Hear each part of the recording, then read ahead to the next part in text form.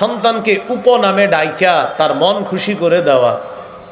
আবু দাউদের 4969 নম্বর হাদিসের বর্ণনা। আনাস রাদিয়াল্লাহু তাআলা আনহু বলেন, রাসূলুল্লাহ সাল্লাল্লাহু আলাইহি সাল্লাম প্রায় সময় আমাদের বাড়িতে আসতেন। আমার একজন ছোট ভাই আছে, আমার এই ছোট ভাইয়ের একটা পাখি ছিল, কানা ইয়ালআবু বিহি, আমার ছোট ভাই এই পাখি দিয়ে খেলাধুলা করত। আমার ভাইয়ের পাখিটা মারা গেছে। আমার ভাইয়ের পাখি মারা যাওয়ার পর তো নবীজি আমাদের বাসায় আসলেন। আসার পর রাআহু রাসূলুল্লাহ সাল্লাল্লাহু আলাইহি ওয়াসাল্লাম হাজিনা, নবীজি দেখলেন আমার ভাইয়ের মনটা খারাপ। কেন?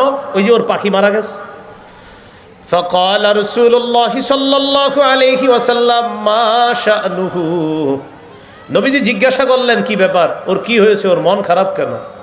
পরিবারের লোকেরা জবাব দিল, মাতা নুগরুহু ইয়া রাসূলুল্লাহ, ওগো আল্লাহর রাসূল, ওর পাখিটি মারা গেছে, এজন্য ওর মন খারাপ।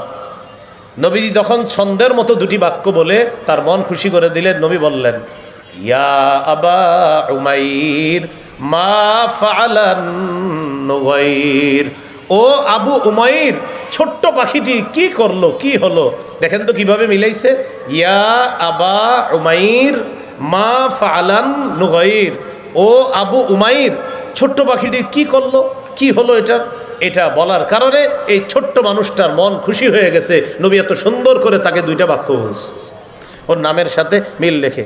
তো এই যে ইয়া আবা উমাইর বলছে হাদিসে, এটাকে বলে উপনাম। কি নাম? উপনাম। এই নামগুলা আগে মুসলমানের মাঝে চর্চা হতো, এখন আর তেমন চর্চা হয় না।